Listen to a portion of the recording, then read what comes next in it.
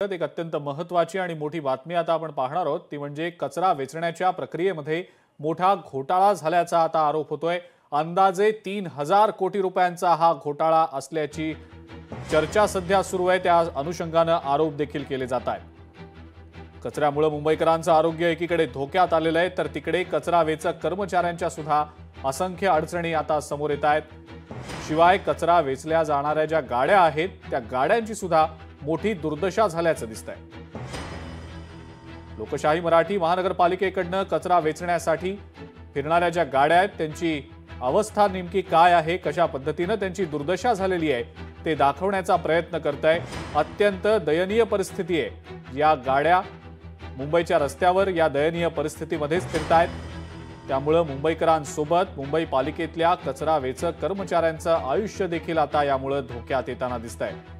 कचऱ्यासाठी घेण्यात येणाऱ्या गाड्या, लॉगबुक मध्ये असलेली नोंद, कचरा वेचण्यासाठी असलेल्या गाड्यांच्या फेऱ्यांमध्ये अंदाजे 3000 कोटी रुपयांचा घोटाळा झाल्याचा आरोप होतोय।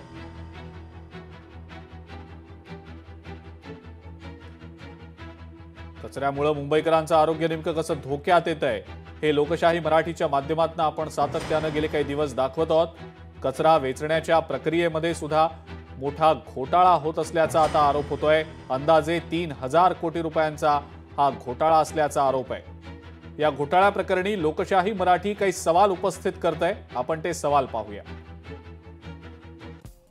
3000 कोटींचा हा घोटाळा नेमका कुणाच्या आशीर्वादाने होतोय? या घोटाळ्यामध्ये कंत्राटदार आणि अधिकाऱ्यांची मिलीभगत आहे का? या घोटाळ्याचे धागेदोरे राजकीय नेत्यांपर्यंत आहेत का? मुंबई शहर आणि उपनगरचे पालकमंत्री याची दखल घेणार आहेत का? शिवाय मुंबई पालिका आयुक्त या संदर्भात काही उत्तर किंवा स्पष्टीकरण देणार आहेत का? मुंबई शहर आणि मुंबई उपनगरचे पालकमंत्री या सगळ्याची दखल घेणार का? आणि या कचरा वेचक कर्मचाऱ्यांच्या आरोग्य समस्यांना नेमकं जबाबदार कोण? असे अनेक महत्त्वाचे सवाल आता लोकशाही मराठीने उपस्थित केलेले आहेत।